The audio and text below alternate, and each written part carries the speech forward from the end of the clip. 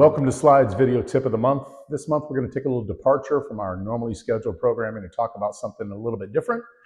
This month's tip involves the National Plastics Expo. That's the NPE 2027 show. It is scheduled for 1 year from now. That's May 3rd through 7th, 2027 in Orlando at the Orlando County Convention Center. If you're involved in the plastic processing space, be it injection molders, mold makers, extruders, compression molders, you need to plan to be in Orlando next May. You're going to see suppliers and vendors from the United States, Canada, Mexico, South America, Europe, Asia. Everyone's going to be there. Slide Products is going to have a booth there, so if you're going to be in Orlando, make sure you stop by the Slide Products booth. You can meet the fantastic team of Slide Factory experts. We'll be more than happy to talk to you about our newest services and products that are designed to both help your productivity efficiency as well as your profitability. So that's this month's tip of the month. Make sure you're planning on being in Orlando for the NPE show in May 2027. Hope to see you there.